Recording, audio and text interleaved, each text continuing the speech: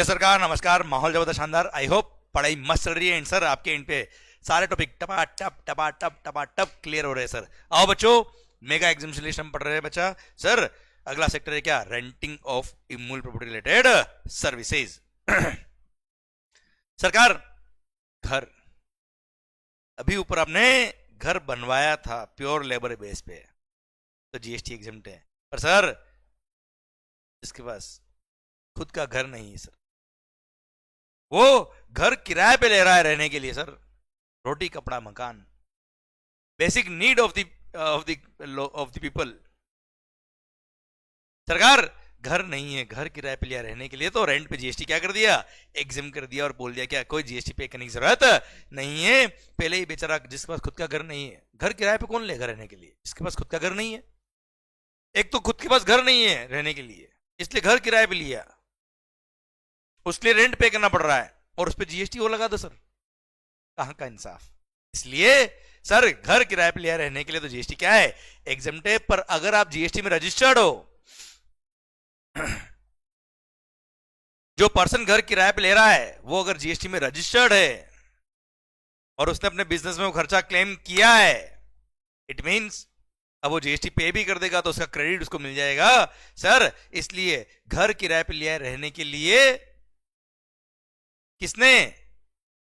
Registered person ने लग जाएगा जीएसटी बेटा।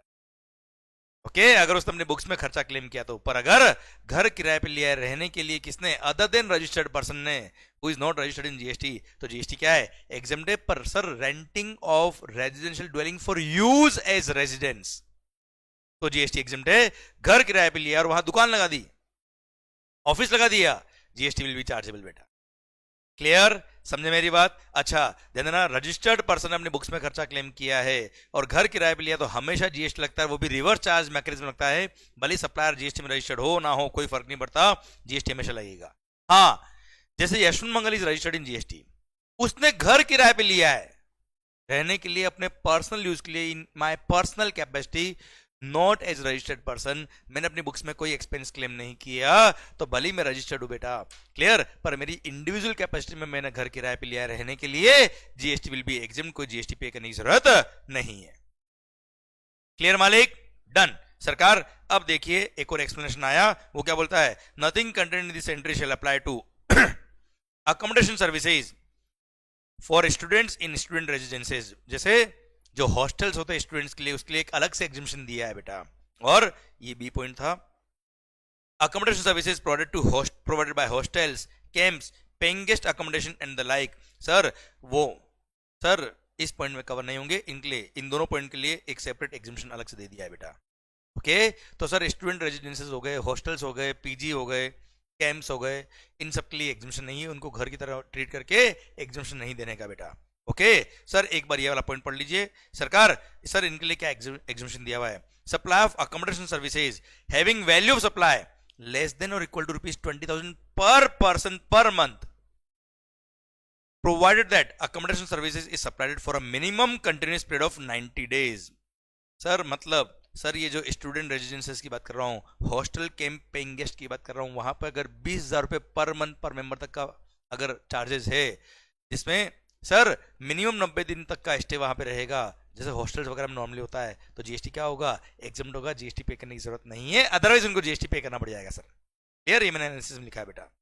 ₹20,000 या उससे कम होना चाहिए पर person per month, and sir continuous period of 90 days होना चाहिए, तब जाके जीएसटी एग्जिबिशन होगा, वरना एग्जिबिशन नहीं मिलेगा।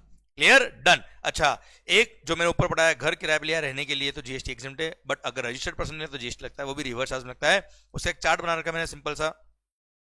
Renting of residential dwelling if recipient is registered in GST, और उसने कमर्शियल यूज में लिया या रेजिडेंस यूज में लिया, सर अगर उसने अपनी बुक्स में खर्चा क्लेम किया, भले खुद के रहने के लिए ले रहा है या अपने एम्प्लॉइज के लिए, डायरेक्टर के लिए रहने के लिए ले रहा है, कुल मिला के बुक्स में खर्चा क्लेम किया, हमेशा टैक्स लगेगा और वो भी आरसीएम में लगेगा। क्लियर? पर अगर जिसने घर किराए पे लिया है वो रजिस्टर्ड पर्सन नहीं है, अगर उसने घर किराए पे लिया है फॉर यूज एज रेजिडेंस, भले अपनी बुक्स में खर्चा क्लेम करे ना करे, we don't care, since renting of residential dwelling for use as residence to a person who is not registered in GST, GST is exempt. पर उसने अगर कमर्शियल यूज के लिए घर किराए पे लिया है, अब वो रजिस्टर्ड नहीं है, जीएसटी तो लगेगा, पर फॉरवर्ड चार्ज मैकेनिज्म लगेगा, रिवर्स चार्ज नहीं लगेगा, क्योंकि recipient is not registered in GST. Clear? Done. अच्छा ध्यान देना एक बात और, सर रिवर्स चार्ज मैकेनिज्म हमने पढ़ा था कि घर के अलावा कोई और immovable property, any other immovable property other than residential dwelling, अगर आपने किराए पे ली है, क्लियर, और सप्लाई, जो सप्लायर है जिसने प्रॉपर्टी रेंट पे दी है वो अनरजिस्टर्ड है और रेसिपिएंट रजिस्टर्ड है, तो ऐसे केस में रिवर्स चार्ज लगेगा और रेसिपिएंट को टैक्स पे करना पड़ेगा। पर घर के केस में सप्लायर रजिस्टर्ड हो ना हो, रेसिपिएंट अगर रजिस्टर्ड है तो हमेशा रिवर्स चार्ज है बच्चों। ठीक है, ये क्लियर डिस्टिंग्विशन आप ध्यान रखिएगा और कंपेयर करके पढ़िएगा तो आपको अच्छे से याद होगा और एग्जाम में भी ध्यान रखिएगा। आओ बच्चों, सर पॉइंट नंबर 3 कट चुका है। Sir hotel accommodation, hotel in guest house club camp site कुछ भी से बोल दो, रेंट पे जीएसटी हमेशा लगेगा, भले रूम रेंट कितना भी क्यों ना हो, we don't care. Clear? Sir यहां से हॉस्टल वर्ड काट देना क्योंकि हॉस्टल के लिए अलग से ऊपर एग्जामिशन मिल गया है। ओके, पर हाँ सर याद देखिए services by person by way of conduct of religious ceremony, Pandit ji की सेवा को यहाँ पे क्या कर दिया, एग्जाम कर दिया और बोल दिया क्या कोई जीएसटी पे करने की जरूरत नहीं है अगर आप रिलीजियस सेरेमनी कंडक्ट करा रहे हो तो। और रिलीजियस सेरेमनी क्या होता है, डिपेंड्स ऑन धर्म टू धर्म, religious text to religious text depend करेगा रिलीजियस सेरेमनी क्या होता है। सर दीपावली सेलिब्रेशन, सर कहीं पर आप ईद का सेलिब्रेशन कर रहे हो, रहा है ना गुरुद्वारा में सेलिब्रेशन कर रहे हो, तो sir depends on religious text to religious text की धर्म पे डिपेंड करेगा रिलीजियस सेरेमनी क्या है। पंडित जी की सेवा पे जीएसटी क्या कर दिया, एग्जेम्प्ट। हाँ सर 3 इवेंट तो हमेशा रिलीजियस सेरेमनी होंगे ही होंगे, धर्म कोई भी बेटा, बर्थ सुसाइड और डेथ, सॉरी बर्थ मैरिज और डेथ सर इसके लिए पंडित जी की सेवा जो ली आपने उस पर जीएसटी क्या है, एग्जेम्प्ट है बेटा। आओ बच्चों आओ। सरकार फिर renting of precincts of religious place, मंदिर का एरिया रेंट पे लिया है, भले वह बर्थडे पार्टी बनाओ, कोचिंग क्लास चलाओ, कोई भी पर्पस के लिए लिया हो, प्रीसिंक्ट्स ऑफ रिलीजियस प्लेस कोई प्रसादी करने के लिए, वहां पे खाना करने के लिए आपने रेंट पे प्रीमाइसेस लिया, जीएसटी क्या रहेगा, एग्जेम्प्ट। पढ़ना एक बार, renting of precincts of religious place meant for general public owned or managed by an entity registered under section number 12AA or 12AB of the Income Tax Act, या फिर a trust or an institution registered under section number 10 clause 23C clause 5 of the Income Tax Act, या फिर body or an authority covered under section number 10 clause 23BBA of the Income Tax Act। अगर इसमें cover है, normally सारे मंदिर वगैरह सब कुछ इसमें कवर हो गए, और उनका अगर एरिया आपने रेंट पे लिया है तो जीएसटी क्या रहेगा, एग्जेम्प्ट रहेगा इररेस्पेक्टिव ऑफ एक्चुअल रेंट। पर अगर रूम रेंट 1000 और मोर पर डे है तो एग्जम्पशन अप्लाई नहीं होगा। जैसे सर ध्यान देना बेटा, मंदिर के अंदर ही रूम बना हुआ है सर जैसे इस्कॉन टेम्पल में रूम बना हुआ है, रूम रेंट आपसे 999 तक लिया है तो जीएसटी एग्जेम्प्ट है, रूम रेंट 1000 रुपए या उससे ज्यादा है तो जीएसटी लग जाएगा बेटा। क्लियर? अच्छा ध्यान देना बच्चों, धर्मशाला है, dharamshala is not a religious place. Religious place means a place which is meant primarily for conduct of prayers, worship or meditation. पर sir Dharamshala is primarily meant for residential purposes. समझे? स्टे के लिए बनाई जाती है, इसलिए वो रिलीजियस प्लेस नहीं होता है, उसमें तो जीएसटी हमेशा लगेगा, इसलिए मैंने यहां लिख रखा धर्मशाला ऊपर बेटा, हमेशा लगेगा। क्लियर? फिर रिलीजियस प्लेस के अंदर ही अगर कम्युनिटी हॉल, प्रीमाइसेस, कल्याण मंडपम या ओपन एरिया और द लाइक रेंट पे लिया जहां पे रेंट 10,000 और मोर पर डे था तो जीएसटी लग जाएगा। एंड सर रिलीजियस प्लेस के अंदर ही कोई दुकान है, जैसे सिद्धि विनायक मंदिर उसके अंदर कोई दुकान है, दुकान किराए पे लिया आपने, वहां पे 10,000 और मोर पर डे पर मंथ अगर रेंट है तो जीएसटी लग जाएगा, अदरवाइज जीएसटी नहीं लगेगा। रेंटिंग ऑफ शॉप्स और अदर स्पेसेस फॉर बिजनेस और कॉमर्स वेयर चार्जेस आर ₹10,000 और मोर पर मंथ, कल्याण मंडपम हॉल वगैरह का 10,000 और मोर पर डे, रूम का 1000 और मोर पर डे, यहाँ पे 10,000 और मोर पर मंथ अगर रेंट है तो जीएसटी लग जाएगा, अदरवाइज जीएसटी नहीं लगेगा। भारत माता की जय। सर ये पॉइंट नंबर 4। आइए पॉइंट नंबर 5 सरकार इंडस्ट्रियल एरिया आपने देखा होगा, आपने नाम सुना होगा सर, जैसे महाराष्ट्र में MIDC,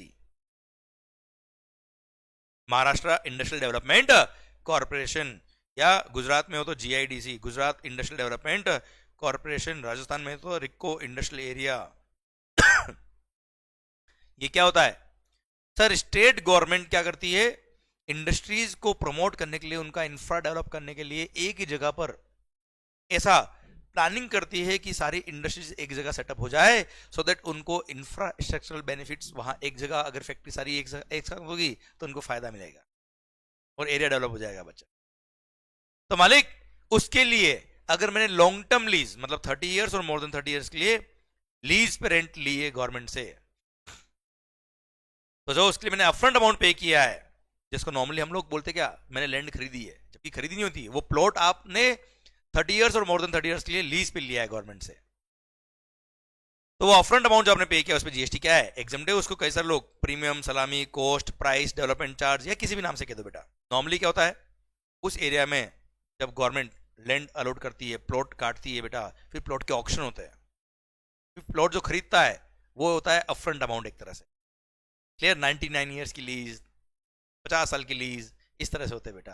तो सर उसको लेना पड़ता है आपको किसके लिए? इंडस्ट्रियल पर्पज के लिए। क्लियर? तो सर वो जो पर्पज के लिए हमने लिया है, इस पर्पज, इस इन लोगों से लिया, तो जीएसटी क्या है? एग्जम्प्टिव अपफ्रंट अमाउंट में बेटा। ओके, अब पढ़ना बेटा इसको। अच्छा चलो, जैसे मैंने इंडस्ट्री का एग्जांपल दिया, सेम वे अभी इंडिया एक बहुत बड़ा फाइनेंशियल हब बन रहा है बेटा। तो फाइनेंशियल हब के लिए फाइनेंशियल इंफ्रास्ट्रक्चर होना बहुत जरूरी है सर। अब फाइनेंशियल इंफ्रा को डेवलप करने के लिए, फाइनेंशियल इंफ्रा को डेवलप करने के लिए, अगेन जिस तरह से एरिया लॉन्ग टर्म लीज पे देती है गवर्नमेंट इंडस्ट्री के लिए, वैसे ही एरिया लीज पे दे रही है लॉन्ग टर्म लीज पे गवर्नमेंट। सर उसके लिए भी जो अपफ्रंट अमाउंट आपने पे किया, जीएसटी क्या रहेगा? एग्जम्प्ट। अब पढ़ो बेटा, सरकार upfront amount called as premium, सलामी, कॉस्ट, प्राइस, डेवलपमेंट चार्ज, और by any other name called payable in respect of services by way of granting long term lease of 30 years or more of industrial plots और plots for development of infra for financial business, या तो industrial plot या financial business को promote करने के लिए जो plot दिया गया है, इसलिए आपने 30 इयर्स और मोर देन 30 इयर्स के लिए अपफ्रंट अमाउंट पे किया है। अब ये लीज पे कौन दे रहा है? Provided by the state government industrial development corporation, जैसे Maharashtra industrial development corporation MIDC, और अंडरटेकिंग, और by any other entity having 20% or more ownership of the central government, state government, union territory directly or through an wholly owned entity बेटा। Clear? तो उन्होंने अगर long term lease पे दिया है किसको? इंडस्ट्री वाले को, या जो फाइनेंशियल बिजनेस करना चाह रहा है उसको, तो सर लॉन्ग टर्म लीज के अपफ्रंट अमाउंट पे जीएसटी क्या है? एग्जम्प्ट है। कंडीशन क्या है? जिस पर्पज के लिए प्लॉट अलॉट किया गया है उसी पर्पज में वो प्लॉट काम आना चाहिए, नहीं तो सर वो एग्जिबिशन विड्रॉ हो जाएगा, आपको टैक्स पे करना पड़ेगा विद इंटरेस्ट। एंड सर यहां पे एक सर्कुलर देगी गवर्नमेंट ने बोला क्या, ये जो अपफ्रंट अमाउंट पेएबल है, ये अपफ्रंट अमाउंट भले ही पेएबल इन वन इंस्टॉलमेंट हो या मल्टीपल इंस्टॉलमेंट्स में हो, जीएसटी क्या रहेगा? एग्जम्प्ट रहेगा उस अमाउंट पे जो अमाउंट डिटरमाइन हो गया था अपफ्रंट। 1 करोड़ में लैंड खरीदी तो 1 करोड़ पे जीएसटी एग्जम्प्ट, वो खरीदी हम लोकल लैंग्वेज में कहते बेटा, बाकी वो लॉन्ग टर्म लीज होता है एक्चुअली। फिर अब मान लो जो प्लॉट आपने लिया है लॉन्ग टर्म लीज पे, अब उसमें क्या होता है? कॉर्नर वाले प्लॉट के लिए एक्स्ट्रा चार्ज होते हैं। फ्रंट वाली रोड पे अगर प्लॉट ले रहे हो तो उसके लिए एक्स्ट्रा चार्ज है, तो उसको बोलते हैं क्या? लोकेशन चार्जेस या प्रेफरेंशियल लोकेशन चार्जेस। वो भी क्या है? एक तरह से प्लॉट की कॉस्ट का पार्टी तो है बेटा, इसलिए लोकेशन चार्जेस या प्रेफरेंशियल लोकेशन चार्जेस अगर आपने अलग से और पे किया तो वो भी अपफ्रंट अमाउंट का पार्ट ही है, और उस पर भी जीएसटी नहीं लगेगा। GST will be exempt and it will be eligible for the same exhibition. Clear है मालिक? पक्का? डन। सर अब आ रहा है क्या? Government related services. माहौल बनने वाला है शानदार वाला, दिल थाम के बैठेगा। अब आ रहे मस्त वाले एग्जिबिशन, सारे गवर्नमेंट वाले। एक साथ सारे पॉइंट मैंने यहां पे एक साथ आपके लिए रख दिए हैं।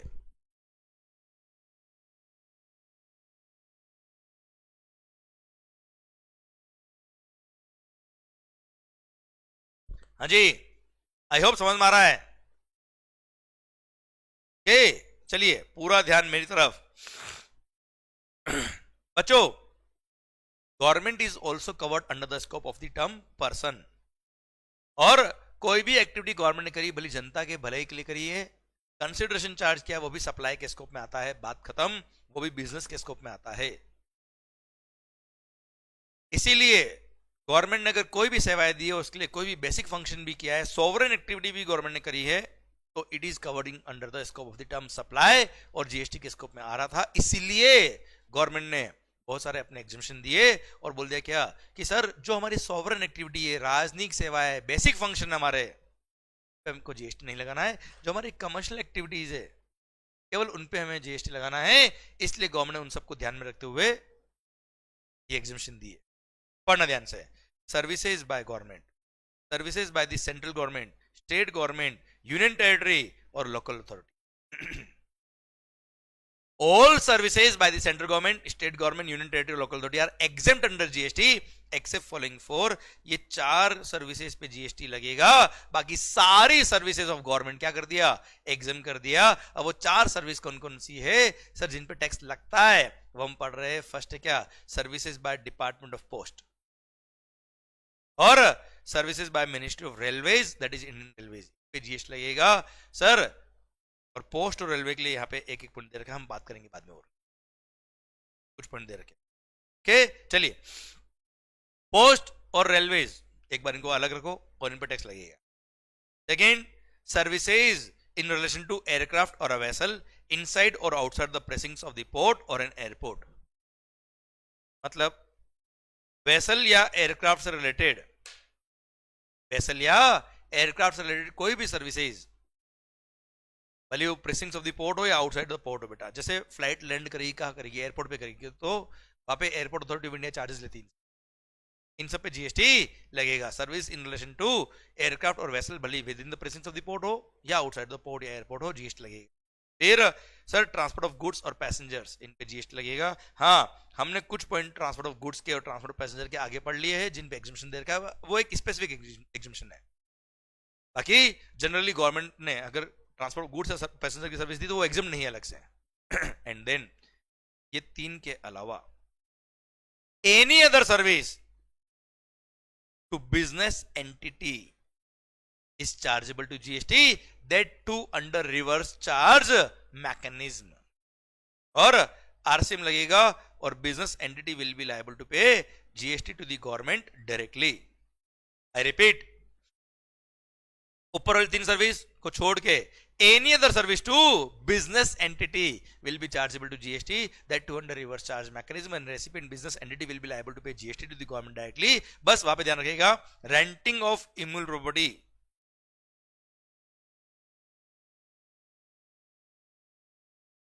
रेंटिंग ऑफ इमूवेबल प्रॉपर्टी ये अगर बिजनेस एंटिटी को दिया है, कोई दुकान रेंट पे दी है गवर्नमेंट ने बिजनेस एंटिटी को, वहां बोल दिया क्या, वो अगर जीएसटी में रजिस्टर्ड होगा तो रिवर्स चार्ज में वो पे कर देगा, नहीं रजिस्टर्ड है तो गवर्नमेंट खुद फॉरवर्ड चार्ज में टैक्स पे करेगा। पर renting of immovable property to business entity के केस में टैक्स लगता है। बिजनेस एंटिटी जीएसटी में रजिस्टर्ड है तो रिवर्स चार्ज में वो पे कर देगा, वो रजिस्टर्ड नहीं तो गवर्नमेंट टैक्स पे कर देगा। पर ये ऊपर वाली 3 सर्विस में हमेशा ही क्या है, फॉरवर्ड चार्ज मैकेनिज्म है।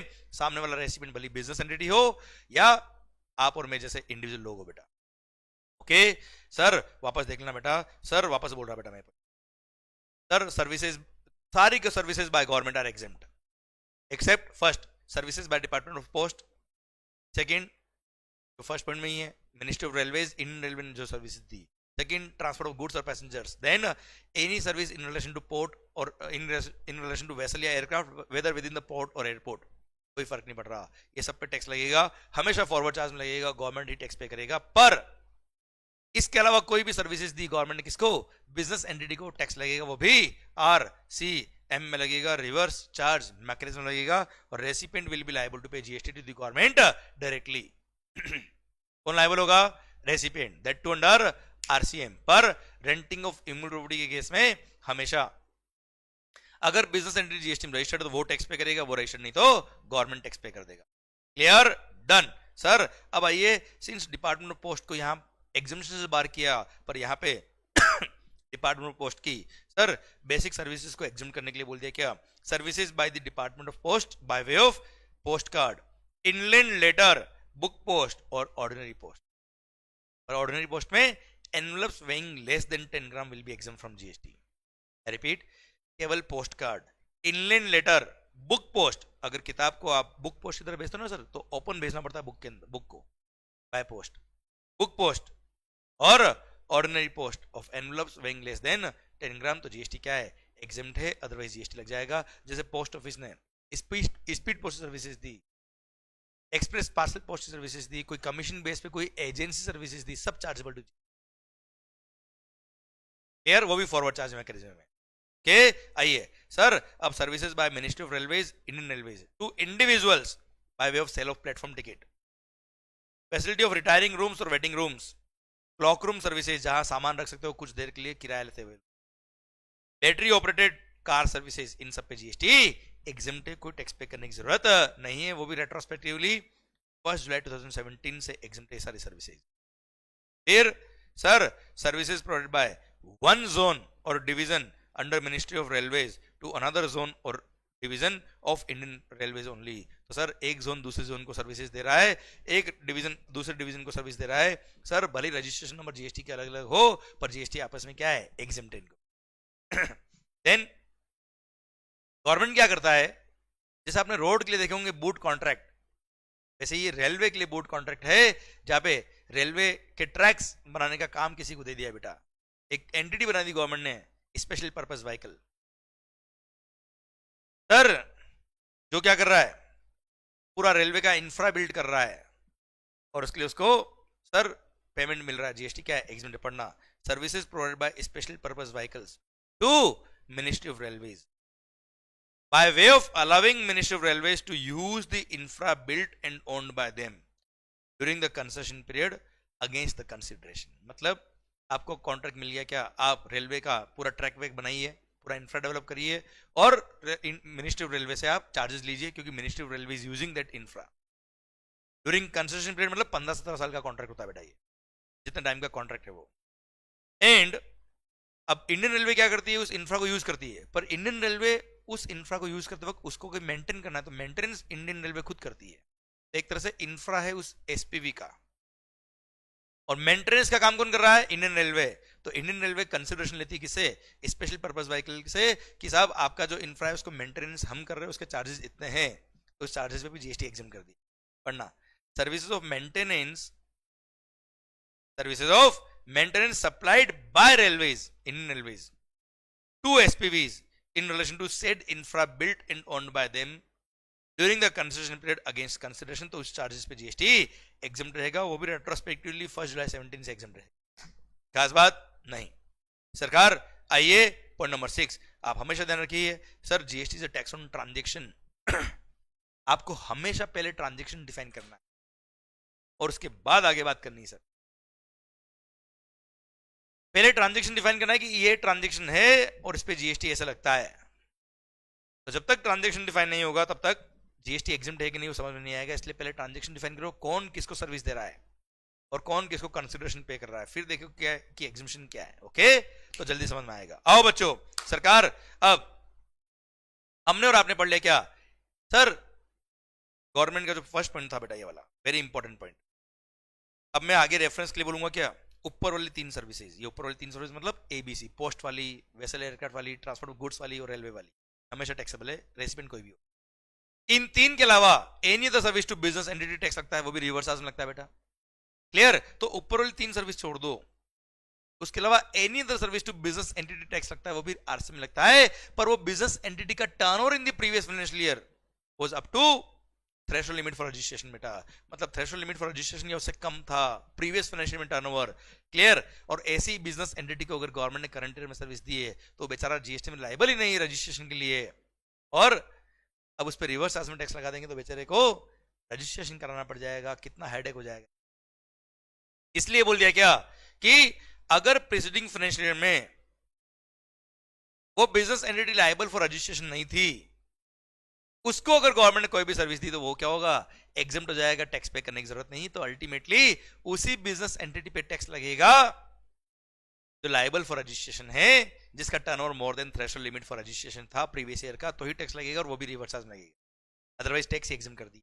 पर हाँ, ये पॉइंट एप्लीकेबल नहीं होगा किस पे, एक तो ऊपर वाली 3 सर्विस पे क्योंकि वहां रिवर्स है ही नहीं, और renting of immovable property service में, क्योंकि renting of immovable property service में अगर वो बिजनेस एंटिटी जीएसटी में रजिस्टर्ड नहीं है तो फॉरवर्ड चार्ज लग जाएगा सर, वहां पे गवर्नमेंट खुद टैक्स पे कर देगा, वहां जबरदस्ती उस बिजनेस एंटिटी को रजिस्ट्रेशन की जरूरत नहीं पड़ती। Clear, done sir. फिर अब अगर वो बिजनेस एंटिटी जीएसटी में रजिस्टर्ड है तो ऊपर वाली 3 सर्विस छोड़ दो, उसके अलावा कोई भी service to business entity tax लगता है, वो भी रिवर्स चार्ज में। अब वो बिजनेस एंटिटी जीएसटी में रजिस्टर्ड है, अब गवर्नमेंट ने सर्विस दी कितने की, 200 रुपए की, 400 रुपए की, 50 रुपए की। अब साहब वो बेचारा बिजनेस एंटिटी कितना ध्यान रखेगा छोटे छोटे ट्रांजेक्शन का यार सर, क्योंकि उसको टैक्स पे करना पड़ेगा रिवर्स चार्ज में, और केवल रिवर्स चार्ज में टैक्स पे करना इज नॉट अ जॉब। उस सर्विस पे रेट ऑफ टैक्स क्या है, उसका एचएसएन कोड क्या है सर, उसका खुद पे इनवॉइस इश्यू करना बहुत हेडेक है सर। इसीलिए गवर्नमेंट ने एक एग्जीबिशन दे दिया कि अगर गवर्नमेंट ने जो सर्विस दी है पर ट्रांजेक्शन अगर कंसिडरेशन का अमाउंट इज अप टू ₹5,000, तो services by central government, state government, union territory और local authority to such business entity, अगर वो जीएसटी में रजिस्टर्ड है, अच्छा अनरजिस्टर्ड तो वैसे भी एग्जम्प्ट बेटा, अमाउंट कुछ भी हो रजिस्टर्ड है तो जीएसटी एग्जम्प्ट रहेगा। अगर ट्रांजेक्शन का अमाउंट इज अप टू ₹5,000 पर, हाँ कंटिन्यूस सप्लाई ऑफ सर्विस अगर है तो ₹5,000 पर एनम देखने का क्लियर। और ये एग्जिबिशन ऊपर वाले 3 पॉइंट पे नहीं लगेगा, ऊपर वाले 3 पॉइंट मतलब वही पोस्ट वाली सर्विसेज, वेसल एयरक्राफ्ट वाली सर्विसेज है ना सर, इन पे ऑब्वियसली ₹5,000 से कम है तो भी टैक्स लगेगा क्योंकि फॉरवर्ड चार्ज है बेटा है ना मालिक। चलिए सरकार, फिर central government, state government, union territory, local authority ने अपने ही दूसरे डिपार्टमेंट को सर्विस दी, तो सर जीएसटी आपस में क्या है, एग्जम्प्ट है। पढ़ लीजिए, services provide by central government, state government, union territory और local authority to another central government, state government, union territory और लोकल अथॉरिटी, तो अगेन जीएसटी क्या है, एग्जम्प्ट है। पर हाँ अगेन ये एग्जिबिशन ऊपर वाले 3 पॉइंट पे अप्लाई नहीं होता है। ऊपर वाले 3 पॉइंट मतलब पोस्ट, वेसल वाले पॉइंट और रेलवे वाले पॉइंट वगैरह, ठीक है। फिर आपने अपने एम्प्लॉय के लिए पासपोर्ट बनवाया, वीजा बनवाया, ड्राइविंग लाइसेंस बनवाया, बर्थ सर्टिफिकेट बनवाया, अपने एम्प्लॉय को बोला जा तेरे लिए डेथ सर्टिफिकेट बनवा के लेके आया, क्लियर, पैसे मैं दूंगा। तो सर किसी एम्प्लॉय के लिए आपने अपने एम्प्लॉय के लिए पासपोर्ट बनवाया, वीजा बनवाया, ड्राइविंग लाइसेंस बनवाया, बर्थ सर्टिफिकेट या डेथ सर्टिफिकेट बनवाया, तो ऐसे केस में जो चार्जेस पे किए भले ही बिजनेस एंटिटी ने पे किया तो पर जीएसटी क्या है, एग्जम्प्ट है। देखो बिजनेस एंटिटी के अलावा किसी इंडिविजुअल पर्सन ने अपनी पर्सनल कैपेसिटी में पे किए होते हैं तो वैसे भी all services by government to other than business entity वैसे भी एग्जम्प्ट है बेटा वो 3 सर्विस छोड़ दो तो है ना मालिक, क्लियर। तो सर इसलिए मैंने बोला क्या आपने अपने एम्प्लॉय के लिए सर्विस ली, जीएसटी क्या है, एग्जम्प्ट है। रेसिपिएंट कौन है, बिजनेस एंटिटी, तो भी जीएसटी क्या रहेगा, एग्जम्प्ट, क्योंकि बेसिक फंक्शन है गवर्नमेंट के बेटा। अब आपने किसी लॉ में रजिस्ट्रेशन कराया, जैसे किसी कंपनी ने कोई कार खरीदी, कार का रजिस्ट्रेशन चार्जेस पे किए आरटीओ को, किसी एक्ट में रजिस्ट्रेशन के लिए रजिस्ट्रेशन फी पे करी, लाइसेंस फी पे करी, क्लियर, वो देखिए यहाँ पे उसके लिए है services provided by the central government, state government, union territory और local authority by way of registration under any law for the time being in force, GST क्या है, एग्जम्प्ट। या फिर testing, calibration, safety check, certification relating to protection और safety of workers और consumers और public at large including fire license required under any law for the time being in force, तो sir GST क्या रहेगा, एग्जम्प्ट रहेगा। जो भी फायर लाइसेंस के लिए चार्जेस पे किए या सेफ्टी प्रोटेक्शन ऑफ वर्कर्स के लिए कोई लाइसेंस चाहिए बेटा है ना, उसके लिए कोई चार्जेस पे किए, या कोई एक्ट में रजिस्ट्रेशन कराया उसके लिए कोई चार्जेस पे किए, उन सब चार्ज पे जीएसटी क्या है, एग्जम्प्ट है, कोई जीएसटी पे करने की जरूरत नहीं है। फिर FSSAI, सर ध्यान देना बेटा, food safety and standards authority of India ने जो चार्जेस पे किए, वो जो आपने चार्जेस पे किए है ना भाई, उन चार्जेस पे अब जीएसटी लगेगा, क्लियर। वो पहले एग्जम्प्ट था, अब चार्जेबल हो गया है जीएसटी के लिए। आइए सरकार, sir employ stock insurance corporation ESIC का कोई कंट्रीब्यूशन पे किया, जीएसटी एग्जम्प्ट। पीएफ का कोई कंट्रीब्यूशन पे किया किसी एम्प्लॉयर ने, जीएसटी क्या है, exempt. Sir coal mines provident fund organisation को कोई कंट्रीब्यूशन दिया है, अगेन जीएसटी क्या है, एग्जम्प्ट।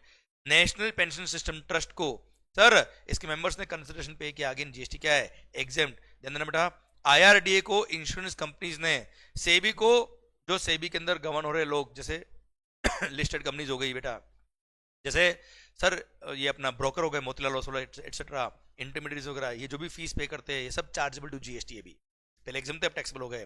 फिर सर कोल्ड स्टोरेज वालों के लिए, ये पॉइंट में आगे भी पढ़ाया था मैंने एग्रीकल्चर के टाइम पे, पर गवर्नमेंट रिलेटेड पॉइंट था इसलिए रिपीट किया है।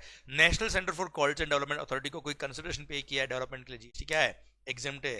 Right to information act RTI लगाई आपने इंस्टीट्यूट से कॉपीज मंगाई चेक होने के बाद, सर आरटीआई के थ्रू या कोई भी इंफॉर्मेशन आपने राइट टू इंफॉर्मेशन एक्ट के थ्रू लगाई है, इंफॉर्मेशन मंगाई है, जो फीस पे किया जीएसटी क्या है, exempt. Then granting national permit to goods carriage, sir हम ऑलरेडी ट्रांसपोर्टेशन वाले पॉइंट में पढ़े हुए हैं, नेशनल परमिट के लिए जो फीस पे किया जीएसटी क्या है, एग्जेम्प्ट है बेटा। आइए point number 21, services by governmental authority by way of any activity in relation to any function entrusted to a municipality under article number 243W of the Indian Constitution या फिर article number 243G of the Indian Constitution। Sir article 243W में cover है क्या, municipality के काम। Article 243G में क्या cover है, पंचायत के काम। ये काम अगर central government, state government, union territory या लोकल अथॉरिटी ने किए हैं तो पता है आपको सप्लाई की definition section number 7 subsection 2 clause number B में हमने पढ़ा हुआ है क्या, नोटिफिकेशन था गवर्नमेंट का कि ये सप्लाई ही नहीं है, जीएसटी लगेगा ही नहीं। इसलिए यहां पे केवल गवर्नमेंटल अथॉरिटी लिखा है बेटा क्योंकि central government, state government, union territory या लोकल अथॉरिटी ने परफॉर्म कराई तो जीएसटी लगता ही नहीं है, लेवी नहीं होता है। पर गवर्नमेंटल अथॉरिटी ने अगर वो काम किया है, ऐसा कोई काम किया है जो आर्टिकल नंबर 240W में कवर है जो म्युनिसिपैलिटी का काम है, या आर्टिकल नंबर 243G में कवर है जो पंचायत का काम है, तो सर ऐसे केस में जो भी चार्जेस पे किए उस पर जीएसटी एग्जेम्प्ट है, जीएसटी पे करने की जरूरत नहीं। एक एग्जांपल रेरा नाम सुना होगा, real estate regulation and development act के थ्रू जो रेरा बनाया बेटा, ये रेरा भी गवर्नमेंटल अथॉरिटी की डेफिनेशन में आता है। और सर रियल एस्टेट के डेवलपमेंट और इंफ्रा को कंट्रोल करने के लिए कानून बनाया गया है जिसको कंट्रोल करता है कौन, रेरा। अब रेरा ने जो चार्जेस लिए हैं, कलेक्ट किए हैं, वो सब क्या है, ऐसे काम है जो आर्टिकल नंबर 240W या जी में कवर है जो म्युनिसिपैलिटी या पंचायत के काम है। तो sir this is the best example जिसने सर रेरा ने जो कलेक्शन किया है उस पर जीएसटी नहीं लगेगा। Therefore, the statutory collections made by RERA are covered under the aforesaid exemption and no GST will be chargeable on the charges collected by RERA. Clear? Sir, done. सरकार आइए, अच्छा ये भी हमने पढ़ा क्या, पॉइंट नंबर 21 और 22 आर्टिकल 240W या 240G वाला काम आपने किया है, इसके लिए किसने किया है, गवर्नमेंटल अथॉरिटी ने किया था, जीएसटी क्या है, एग्जेम्प्ट है। अब सर यही काम गवर्नमेंट ने किया होता तो सप्लाई ही नहीं है। अब सर क्या हुआ गवर्नमेंट ने अगर आर्टिकल 240W या 240G वाला काम किया जीएसटी नहीं लगता बेटा, पर गवर्नमेंट ने वो कॉन्ट्रैक्ट मेरे को दे दिया बेटा, जैसे मुंबई की साफ सफाई का कॉन्ट्रैक्ट मेरे को दे दिया। Now I will raise my invoice to government, कौन से काम के लिए, साफ सफाई के लिए जो आर्टिकल नंबर 240W या 240G में कवर है बेटा। Now I am providing services to government, क्या वो एग्जेम्प्ट है क्या बेटा, उसके लिए भी पॉइंट दे रखा है सर, वो मैं कनेक्ट करने के लिए आपको पहले पढ़ा देता बेटा। ये रहा नंबर 33, 34 और 35। अब पढ़ो सर, ये है क्या, प्योर लेबर बेस पे सर्विसेज दी है, मटेरियल इन्वॉल्व नहीं होना चाहिए, वर्क्स कॉन्ट्रैक्ट नहीं होना चाहिए। Clear, pure services excluding works contract service और other composite supply involving supply of goods, goods नहीं होने चाहिए बेटा। किसको प्रोवाइड किया मैंने, central government, state government, union territory या लोकल अथॉरिटी को। गवर्नमेंटल अथॉरिटी को या गवर्नमेंट एंटिटी को दिया है, जीएसटी लग जाएगा। अब मैंने प्योर लेबर बेस पे काम किया है, कौन सा काम, ऐसा काम जो पंचायत का है जो आर्टिकल नंबर 243W में जी में कवर है, या म्युनिसिपैलिटी का है जो आर्टिकल नंबर 243W में कवर सॉरी, ऐसा कोई काम जो आर्टिकल नंबर 240W या 243G में कवर है, जो central government, state government, union territory या लोकल अथॉरिटी के लिए किया है, किसने, यशवंत मंगल ने किया है, तो services provided to government is also exempt from GST, pure labour का हुआ तो। पर अगर विथ मटेरियल है तो उसके लिए भी यहाँ पे एग्जेम्पशन दे रखा और बोल दिया क्या, अगर उसमें कंपोजिट सप्लाई है जिसमें मटेरियल और लेबर दोनों इन्वॉल्व है तो कॉन्ट्रैक्ट का वैल्यू था मान लो ₹100 करोड़, तो अगर composite supply of goods service है जिसमें मटेरियल का portion is not more than 25% of the total contract value, मतलब इसमें मटेरियल जो इन्वॉल्व है वो 25 करोड़ तक की अगर इन्वॉल्व है, कितनी, up to ₹25 crore, 25% of the total contract value तक का ही अगर मटेरियल इन्वॉल्व है, तो ऐसे केस में जो भी आपने उस कॉन्ट्रैक्ट वैल्यू के लिए चार्जेस लिए हैं गवर्नमेंट से, उस पर जीएसटी क्या है, एग्जेम्प्ट है। तो services provided to central government, state government, union territory, local authority, कौन सा काम, आर्टिकल 240W या 240G वाला काम। Pure labour exempt, material plus labour composite supply वो भी एग्जम्प्ट अगर मटेरियल का amount is up to 25% of the total contract value, तो जीएसटी क्या है, एग्जम्प्ट है, कोई टैक्स पे करने की जरूरत नहीं है। एक सर्कुलर भी देके क्लेरिफाई किया, जैसे सर मैंने साफ सफाई का काम, सैनिटेशन एंड कंजर्वेशन सर्विसेज जो आर्टिकल नंबर 240W 243G में कवर है, अगर मैंने सप्लाई किया किसको, मोस्ट रेस्पेक्टेड इंडियन आर्मी को या अदर गवर्नमेंट मिनिस्ट्री या डिपार्टमेंट को, वैसे केस में सर इंडियन आर्मी को प्रोवाइड किया मतलब गवर्नमेंट को प्रोवाइड किया सर्विस मैंने, गवर्नमेंट डिपार्टमेंट ने गवर्नमेंट मिनिस्ट्री को सर्विस दी मतलब गवर्नमेंट को सर्विस दी मैंने बेटा। तो सर ऐसे केस में सिंस वो आर्टिकल नंबर 243G और 243W में कवर है, तो सर ऐसे केस में जीएसटी क्या रहेगा, एग्जम्प्ट रहेगा। अगर प्योर लेबर है तो एग्जम्प्ट है, प्योर मटेरियल प्लस लेबर है, मटेरियल की वैल्यू अप टू 25% है, जीएसटी क्या रहेगा, एग्जम्प्ट, एंड जीएसटी नहीं लगेगा। Clear, done. सरकार अब यही काम देखना गवर्नमेंटल अथॉरिटी के लिए मैंने किया है। ये प्रोवाइड किया था किसके लिए, central government, state government, union territory या लोकल अथॉरिटी को। गवर्नमेंटल अथॉरिटी और गवर्नमेंट एंटिटी को सर्विस दी तो टैक्सेबल थी बेटा वो, ठीक है, उसके लिए एग्जम्पशन नहीं था ये, इसलिए गवर्नमेंटल अथॉरिटी के लिए अलग से पॉइंट दिया और बोल दिया क्या, services provided to a governmental authority by way of water supply, public health, sanitation conservancy, solid waste management and slum improvement और अपग्रेडेशन वाला काम अगर मैंने गवर्नमेंटल अथॉरिटी के लिए किया है, भले मटेरियल प्लस लेबर वाला था या प्योर लेबर वाला काम था, जीएसटी क्या रहेगा, एग्जम्प्ट रहेगा, कोई जीएसटी पे करने की जरूरत नहीं है।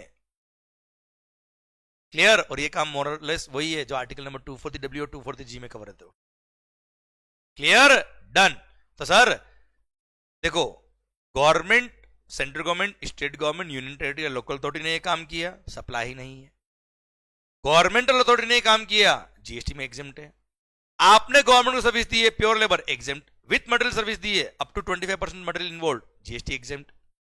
गवर्नमेंटल अथॉरिटी के लिए 5 काम किए, जीएसटी क्या है, exempt. I hope you got the point बेटा, कनेक्टिविटी समझ में आई बेटा, इसलिए कनेक्ट करके पढ़िए हमेशा। आओ मालिक, सर पॉइंट नंबर 23 हम देखते हैं बेटा आप लोग। मालिक गवर्नमेंट एंटिटी,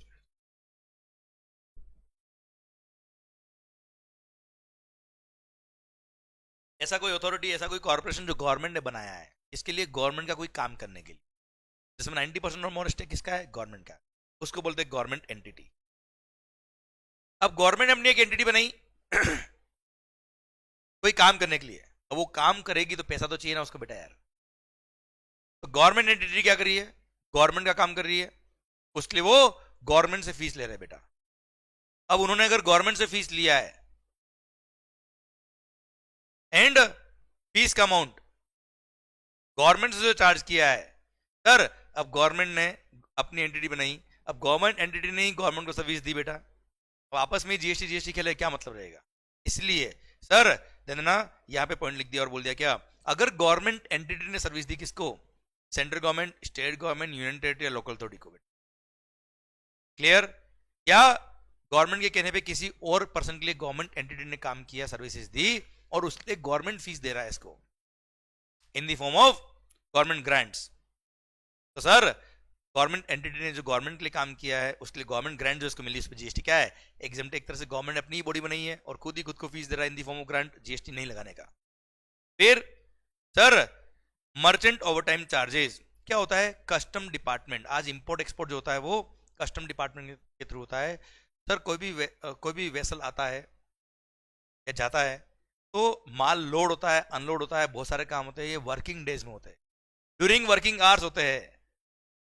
पर सर अगर आपने आफ्टर वर्किंग आवर्स या आफ्टर सर ऑन हॉलीडे कोई काम कराना है कस्टम डिपार्टमेंट से, तो आपको ओवरटाइम चार्जेस पे करना पड़ते हैं, उसको बोलते हैं क्या, मर्चेंट ओवरटाइम चार्जेस। वो मर्चेंट ओवरटाइम चार्जेस पे जीएसटी क्या है, एग्जम्प्ट है, पढ़ लीजिए बेटा।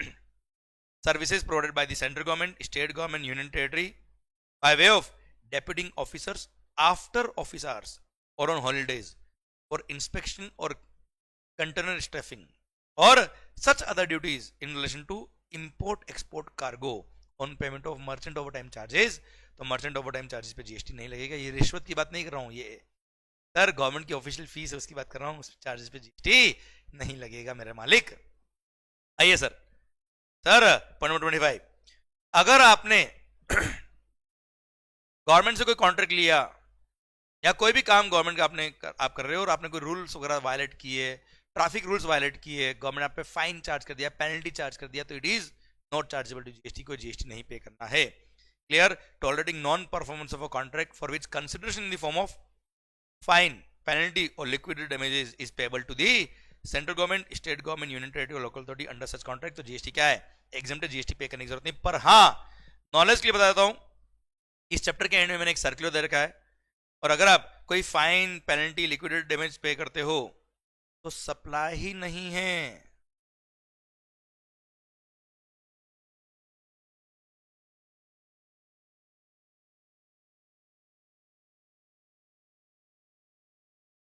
Not a supply at all, क्योंकि ये कंसीडरेशन ही नहीं है। कोई फाइन पेनल्टी पे कर रहे हो तो क्या कंसीडरेशन है क्या? कोई फीस पे कर रहे हो क्या किसी को? इसीलिए सर सप्लाई के स्कोप में नहीं आता, सप्लाई के स्कोप में नहीं आता तो जीएसटी लगता ही नहीं, तो एग्जामिशन की बात नहीं आती है। तो सर्कुलर एक्चुअली बाद में आया था, इसलिए पॉइंट दे दिया और बोल दिया कि जीएसटी पे करने की जरूरत नहीं है। क्लियर? आइए सर, सर्कुलर बाद में आया, उसमें मुझे सप्लाई नहीं तो जीएसटी पे नहीं करना, इसलिए देखा जाए तो प्रैक्टिकली पॉइंट नंबर 25 नहीं भी होता तो भी जीएसटी नहीं लगता बेटा। ओके, आइए ठीक है सरकार। तो कुल मिला के अगर कोई फाइन पेनल्टी पे किया है तो उस पर जीएसटी नहीं लगता, आप तो इतना ध्यान रखिए बस, वैल्यू गवर्नमेंट का हो या नॉन गवर्नमेंट का हो बेटा।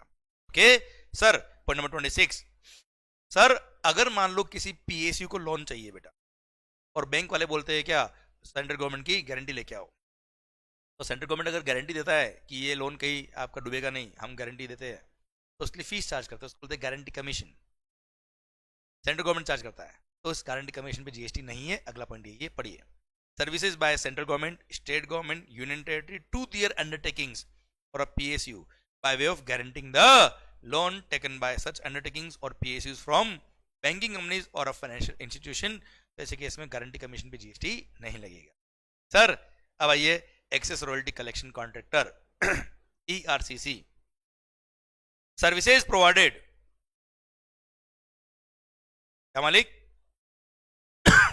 Services supplied by state government to ERCC excess royalty collection contractor by way of assigning right to collect royalty on behalf of state government on the minerals dispatched by mining lease holders, the GST exempt है। क्या समझ में आएगा? Sir अब मैं तुम्हें समझाता हूँ विथ एग्जांपल, तो मजा आएगा वरना मजा नहीं आएगा। आइए, ईआरसीसी क्या होता है, इसका बिजनेस क्या होता है, थोड़ा समझ लीजिए। Excess royalty collection contractor ERCC, excess royalty collection contractor, ये मालिक क्या होते हैं कि सरकार आज कोई एरिया है, सपोज उदयपुर राजस्थान के आसपास का एरिया है जहां से रॉयल्टी गवर्नमेंट को कलेक्ट बहुत कम होता है, उन्होंने मुझे एज अ कॉन्ट्रैक्टर अपॉइंट कर दिया और बोल दिया क्या कि मंगल, या मैंने कॉन्ट्रैक्ट ले लिया गवर्नमेंट से कि इस एरिया से एक साल में मैं आपके लिए 100 करोड़ का रॉयल्टी गारंटी देता हूं, इतना कलेक्ट होगा। क्लियर? एक्चुअली गवर्नमेंट को उस एरिया से रेवेन्यू बहुत कम हो रहा था, मैंने कहा लोग बहुत चोरी कर रहे हैं, आप कॉन्ट्रैक्ट में को दो, मैं कलेक्ट करके दिखाता हूं साहब, 100 करोड़ रुपए रॉयल्टी आएगी आपको, देखना मैं कलेक्ट करता हूं तो कोई चोरी नहीं होगी। गवर्नमेंट ने 100 करोड़ पक्का, इससे कमाई तो मैंने कहा मैं दूंगा मेरी जेब से, पर अगर इससे ज्यादा कलेक्ट हुई तो मेरी रहेगी। गवर्नमेंट डन, तो ये हो गया डेड रेंट। अब समझने की कोशिश करना अब सपोज उदयपुर राजस्थान के आसपास के एरिया का मैं एक्सेस रॉयल्टी कलेक्शन कॉन्ट्रैक्टर हूं, उस एरिया में जितनी भी गाड़ी भर के माल जाएगा उसका जो रॉयल्टी होगा वो रॉयल्टी उनसे मैं कलेक्ट करूंगा और मैं गवर्नमेंट को पे करूंगा। और हाँ सुनो, अब मैं उनसे कलेक्ट करूं ना करूं, मेरे को तो 100 करोड़ देने ही देने गवर्नमेंट, तो एक ही गाड़ी के पीछे लग जाऊंगा साहब, रॉयल्टी कैसे मिस हो जाए, वरना अपनी जेब से पे करना पड़ेगा, और एक्स्ट्रा रॉयल्टी आए तो अपना इनकम है वो तो इसलिए मैंने क्या किया, गवर्नमेंट से कॉन्ट्रैक्ट ले लिया, अब मेरे को 100 करोड़ रुपया गवर्नमेंट को रॉयल्टी पे करना ही करना है। अब केस नंबर 1, मेरे को जो एक्चुअल रॉयल्टी कलेक्ट हुआ वो हुआ ₹75 करोड़। बहुत मेहनत करी, बहुत लोगों के पीछे लगा, तो भी 75 करोड़ ही रॉयल्टी कलेक्ट कर पाया। अब क्या होगा सर? 75 करोड़ तो मैंने लोगों से कलेक्ट करके गवर्नमेंट को पे कर दिया, पर बाकी 25 करोड़ अपनी जेब से पे करना पड़ेगा बेटा, है ना? क्लियर? नाउ रॉयल्टी पेमेंट तो मेरे को 100 करोड़ करना पड़ेगा सर। अब इसमें 75 करोड़ पर जो माइन होल्डर्स है, देखो रॉयल्टी कलेक्ट मैं कर रहा हूं पर अल्टीमेटली माइन होल्डर ने रॉयल्टी दिया तो गवर्नमेंट को है ना बेटा, मेरे मेरे थ्रू गवर्नमेंट को दिया बेटा, क्योंकि गवर्नमेंट उनको right to use natural resource दिया है, इसलिए वो रॉयल्टी पे कर रहे हैं। तो माइन होल्डर्स ने 75 करोड़ का जो रॉयल्टी पे किया है उस पर रिवर्स चार्ज मैकेनिज्म में जीएसटी पे किया होगा बेटा। कितने पे? 75 करोड़ पे बेटा। अब गवर्नमेंट को रॉयल्टी मिल कितना रहा है? 100 करोड़। तो ₹25 करोड़ पर GST will be payable by ERCC. मतलब ईआरसीसी को 75 करोड़ पे जीएसटी पे करने की जरूरत नहीं है, क्योंकि 75 करोड़ पर माइन होल्डर ने जीएसटी ऑलरेडी पे कर दिया होगा अंडर आरसीएम। मैं अपनी जेब से कितना पे कर रहा हूं? 25 करोड़। मेरे को केवल उतने पे ही जीएसटी पे करने का है। केस नंबर 2, अगर actual royalty collected is ₹120 crore कितना? 120 करोड़ रुपए आया है। अब मेरे को सर गवर्नमेंट को देने कितने बेटा? 100 करोड़ देने, 20 करोड़ मेरा प्रॉफिट है बेटा इस बार। क्लियर? अब इस केस में अगर मैं बात करूं आपसे बेटा, तो माइन होल्डर्स ने गवर्नमेंट को रिवर्स चार्ज मैकेनिज्म में ऑलरेडी जीएसटी पे कर दिया होगा। कितने पे बेटा? 120 करोड़ पे बेटा, क्योंकि 120 करोड़ उन्होंने गवर्नमेंट को जो पे किया मेरे थ्रू। Clear? That is the right to use natural resources, government ने उनको दिए, उसके लिए वो रॉयल्टी पे कर रहे हैं। रॉयल्टी पे जीएसटी लगता है रिवर्स चार्ज मैकेनिज्म में, वो रिवर्स चार्ज में उन्होंने टैक्स पे कर दिया होगा। अब एक्चुअली गवर्नमेंट को रॉयल्टी मिल कितने पर रहा है? मिल कितना रहा है? 100 करोड़। क्या मुझे अपनी जेब से और कुछ पे करना है? नहीं। तो गवर्नमेंट को रॉयल्टी कितना मिल रहा है? 100 करोड़। पर जीएसटी ऑलरेडी कितने मिल गया है? 120 करोड़ पे। क्या मेरे को अभी जीएसटी और पे करना है क्या? No, no GST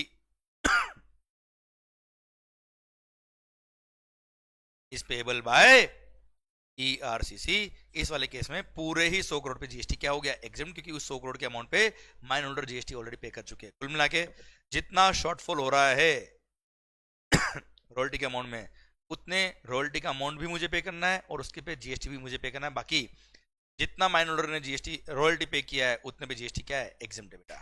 clear? Done. Tax पे करने की जरूरत नहीं, क्योंकि उस पे माइन होल्डर ऑलरेडी टैक्स पे कर रहे हैं। Okay, done. ये आपका ईआरसीसी वाला कहानी खत्म होता है। अब आइए बच्चों इधर।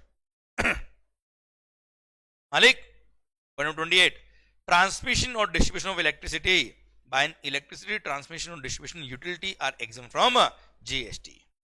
मतलब सर डिस्कॉम कंपनी जो होती है, distribution companies, electricity distribution companies, ये जो लाइट का ट्रांसमिशन और डिस्ट्रीब्यूशन कर रही है उसके चार्जेस पे जीएसटी नहीं लगेगा। एक एग्जांपल देता बेटा मैं, जैसे सर अजमेर विद्युत वितरण निगम लिमिटेड, सर अब इनके क्या अलग अलग जगह पे ग्रिड लगे हुए बेटा, जहां से ये इलेक्ट्रिसिटी ट्रांसमिशन कर सकते हैं। अब मैंने अपनी फैक्ट्री में, बहुत बड़ी फैक्ट्री सब हमारे बहुत प्लांट है सर, वहां बहुत इलेक्ट्रिसिटी चाहिए होती है, इसलिए हमने खुद ने अपना खुद का पावर प्लांट लगा दिया सर। अब मेरे पावर प्लांट पे जो इलेक्ट्रिसिटी बन रही है वो मेरी फैक्ट्री में काम आ रही, पर कुछ एक्स्ट्रा लाइट बच रही है, कुछ एक्स्ट्रा पावर जनरेट हो रहा है। अब मेरी दूसरी फैक्ट्री का है गुजरात में, एक फैक्ट्री थी महाराष्ट्र में, अब महाराष्ट्र वाली फैक्ट्री में एक्स्ट्रा पावर जनरेट हो रहा है। अब एक्स्ट्रा जो पावर बच रहा है वो मेरे को गुजरात फैक्ट्री में ट्रांसफर करना है। कैसे करूंगा? मेरे पास तो पूरे इंडिया में इलेक्ट्रिसिटी ट्रांसमिशन का कोई नेटवर्क है नहीं बेटा। तो मैंने सर डिस्कॉम कंपनी से बात करी, इलेक्ट्रिसिटी डिस्ट्रीब्यूशन कंपनी से बात करी कि ये पावर यहां से ट्रांसफर करके मेरी दूसरी ब्रांच में भेजना है। उसके लिए जो चार्जेस उन्होंने लिए उस चार्जेस पे जीएसटी क्या है? एग्जम्प्ट है। ट्रांसमिशन और distribution of electricity by electricity transmission और distribution utilities are exempt from GST. I hope you got the point.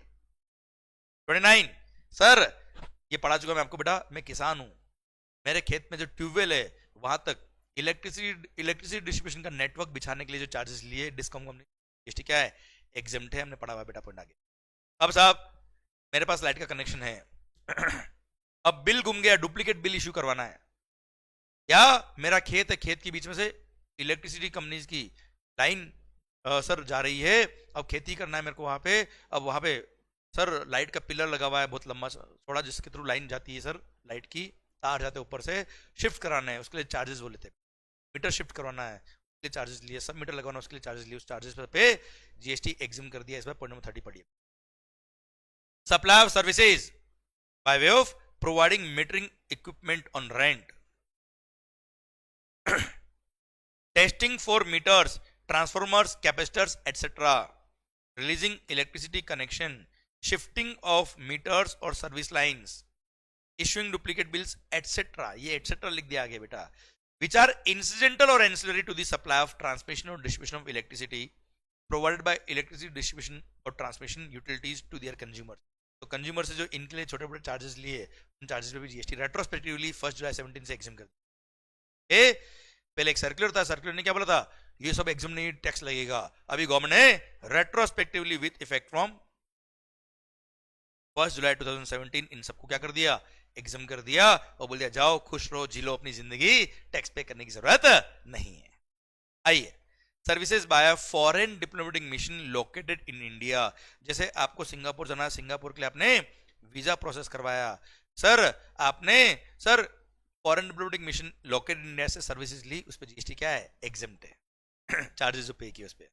फिर sir Kumaon Mandal Vikas Nigam limited, government of Uttarakhand undertaking, और हिंदू का सबसे बड़ा तीर्थ क्या है, हिंदुओं का सबसे बड़ा तीर्थ क्या है सर, कैलाश मानसरोवर, इसकी यात्रा करनी है तो Kumaon Mandal Vikas Nigam limited, government of Uttarakhand undertaking करवाती है बेटा। हज की यात्रा, मुस्लिम धर्म की बात करें तो हज की यात्रा सबसे बड़ा उनका रिलीजियस पिलग्रिमेज माना जाता है, तो सर उसके लिए कमेटी है, स्टेट कमेटी बनाई हुई है अंडर हज कमेटी एक्ट, उनके थ्रू अगर आप ये रिलीजियस पिलग्रिमेज करने गए तो जो चार्जेस पे किए उस पर जीएसटी नहीं लगेगा। पढ़िए, सर्विसेज बाय स्पेसिफाइड ऑर्गेनाइजेशन, मतलब ये दोनों जो मैं पढ़ा चुका बेटा, इन respect of a religious pilgrimage facilitated by the government of India under bilateral agreement, तो सर ऐसे केस में इन्होंने जो चार्जेस लिए होंगे आपसे कैलाश मानसरोवर की यात्रा के लिए या हज की यात्रा के लिए, तो जीएसटी नहीं लगेगा। Clear, done. 33 जो 243 W243 जी वाला था, 33 34 35 हम ऑलरेडी पढ़ चुके बेटा।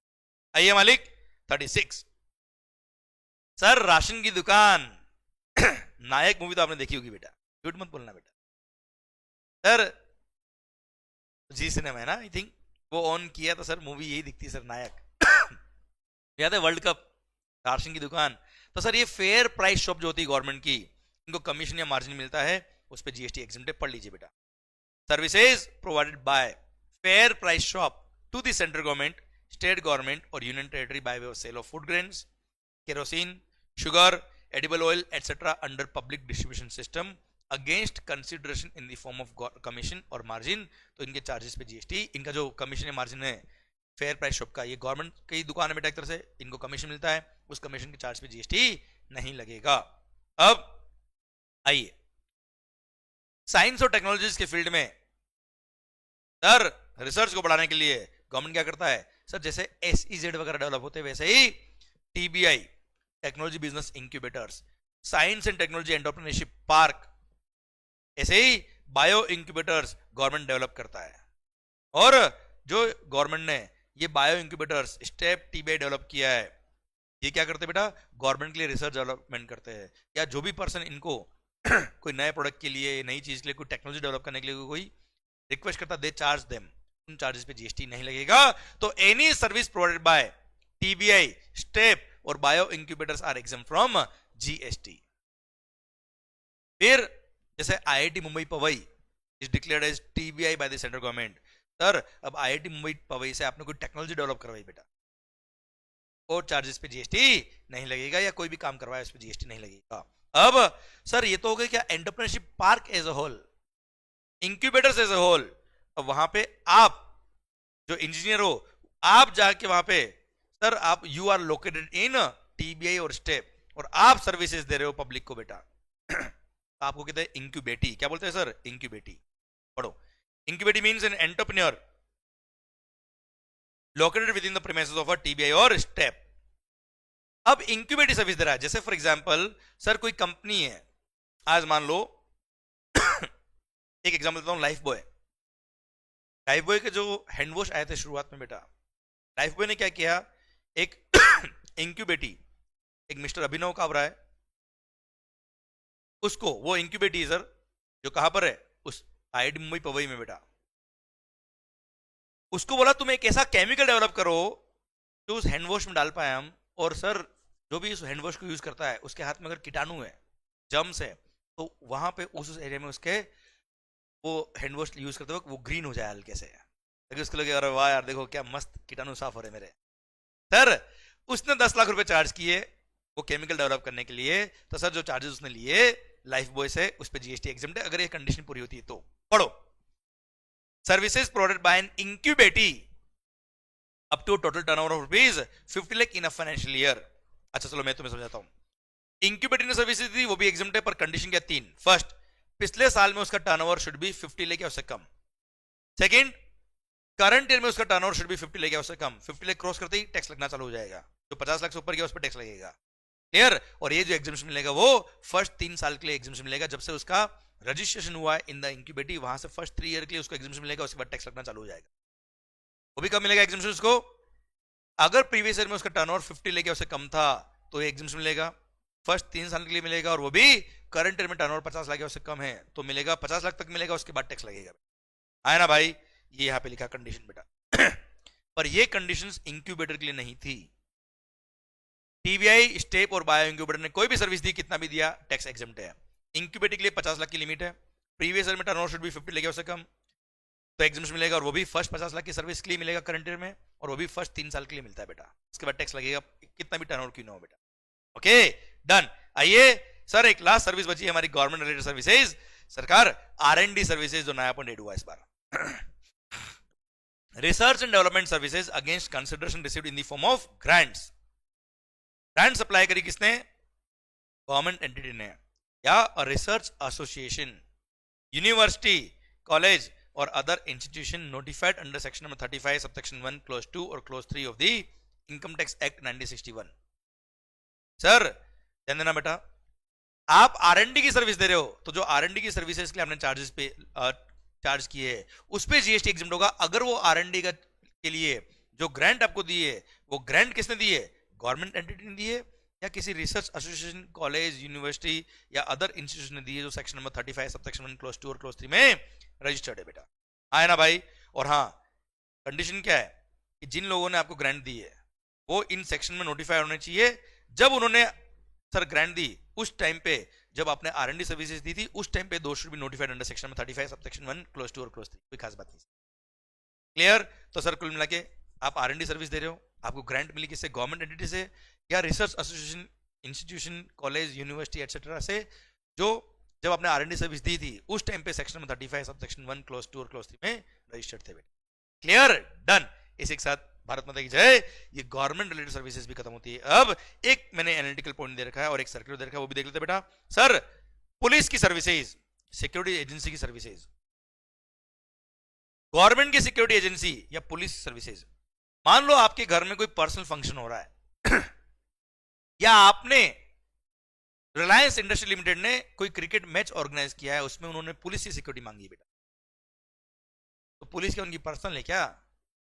पुलिस अगर उनको सिक्योरिटी देगा अलग से, it means sir state government के अंडर आती है ना police, it means state government is providing services to those Reliance industry limited etcetera. उसके लिए दे चार्ज कंसिडरेशन सेपरेटली कि हमने सिक्योरिटी सर्विस दी आपको। और हाँ, हमने सारी गवर्नमेंट सारी सर्विसेज पढ़ ली, हमने कहीं नहीं पढ़ा कि security services of government are exempt अगर उसने फीस ली तो। इसलिए सर्विसेज प्रोवाइडेड बाय पुलिस, देखो आपने पर्सनल यूज के लिए सर्विस ली होती तो जीएसटी वैसे भी एग्जम्प्ट है बेटा, क्योंकि services by government to business entity ही टैक्सेबल होती है उन 3 को छोड़ने के बाद। तो सर्विसेज प्रोवाइडेड बाय पुलिस और security agency of government to PSUs या कॉर्पोरेट एंटिटीज या sports event held by private entities are not exempt from GST. और जीएसटी लगेगा, जीएसटी लगेगा, वो भी रिवर्स चार्ज मैकेनिज्म लगेगा। Recipient Reliance industry limited will be liable to pay GST बेटा। आपने पर्सनल यूज के लिए पुलिस की सर्विसेज ली है और उस पर जीएसटी आपने फीस पे किया स्टेट गवर्नमेंट को, जीएसटी वैसे भी एग्जम्प्ट है बेटा, क्योंकि services to other than business entity वैसे भी एग्जम्प्ट है, केवल post, Indian railway, transport of goods passenger और वेसल एयरक्राफ्ट वाली सर्विस ही टैक्सेबल होती है। क्लियर? इसलिए मैंने रिलायंस का एग्जांपल लिया। अब सर एक सर्कुलर और है, बोलता है क्या, जैसे आप एयरफोर्स मेस या अदर सिमिलर मेस, जैसे army mess, navy mess, para military mess, police forces mess, ये क्या होता है बेटा, अलग अलग एरिया में आर्मी पर्सनल, नेवी के पर्सनल की स्टे के लिए, वहां रहने करने खाने पीने के लिए ये मेस बनी होती है बेटा। जहां वहां ये लोग वहां किसी सिटी में जा रहे हैं घूमने फिरने के लिए, वहां स्टे कर सकते हैं। तो जो चार्जेस इन्होंने पे किए, एक तरह से मेस किस में आती है, this mess are maintained by government. तो आर्मी का पर्सनल कौन है, इंडिविजुअल है बेटा। अब इंडिविजुअल ने गवर्नमेंट सर्विसेज ली है, जो फीस पे किया है उस पर जीएसटी वैसे भी एग्जम्प्ट है बेटा। तो गवर्नमेंट ने इंडिविजुअल को सर्विसेज दी, वो ऊपर वाली 3 सर्विस पे टैक्स लगता है, बाकी सब पे वैसे भी एग्जम्प्ट है बेटा। इसलिए accommodation services provided by air force mess, other similar messes such as army mess, navy mess, paramilitary mess, police force messes etcetera to their personnel और any person other than business entity बेटा are covered under serial number 6 of exemption, जो government का first point था। और GST क्या रहेगा, exempt रहेगा, कोई टैक्स पे करने की जरूरत नहीं है। क्लियर? डन। सरकार इसी के साथ भारत माता की जय। इसी के साथ ये वाला एग्जिबिशन गवर्नमेंट रिलेटेड सारे पॉइंट भी खत्म होते हैं। अब I hope you are getting the entire concept. I hope sir ये एग्जिबिशन आपको समझ में आ रहे हैं। No doubt number of points बहुत सारे मिलेंगे आपको बहुत सारे एग्जिबिशन से। क्लियर? पर ये एक्सक्यूज देखिए कि बहुत सारे पॉइंट है सर, नहीं आप कर पा रहे हो, ये अपने आप को एक्सक्यूज मत देना। मैं बार बार कह रहा हूं, ये मेगा एग्जिबिशन लिस्ट बहुत काम की है। ये पूरा स्कोरिंग चैप्टर होता है बेटा एग्जाम्स के अंदर, बहुत इजी क्वेश्चन इसके बनते हैं अगर आपने इसको ढंग से पढ़ लिया। Clear sir? एंड जिस तरह से हमने पढ़ा है उस तरह से अगर आपने रिवाइज कर लिया तो भारत माता की जय होने वाली है। आई नो कि सर जीत आपकी ही होगी अगर आपने सर सफलता की तरफ पूरी ताकत से मेहनत लगा दी। क्लियर? सो बच्चों ऑल द बेस्ट गाइज, मस्त होके पढ़े, खुश होके पढ़े, which is more important. Love you lot, take care. Sir मिलते हैं अगले लेक्चर के अंदर। सर यहां तक जो एग्जामिनेशन में पढ़ा है वो आपके इन पे जरूर रिवाइज करिए, मजा आएगा आपको। सर ट्रस्ट मी, अगर आपने आज रिवाइज कर लिया तो देखो हमको लेक्चर में 1 आवर लगा है, आपको 1 आवर से ज्यादा रिवीजन में टाइम नहीं लगेगा इस टॉपिक को रिवाइज करने में। Okay, thank you so much. मस्त होके पढ़े, खुश होके पढ़े, पर यहां तक आपके एंड पर जरूर जरूर जरूर कंप्लीट कर ले बेटा। Okay, thank you, bye bye.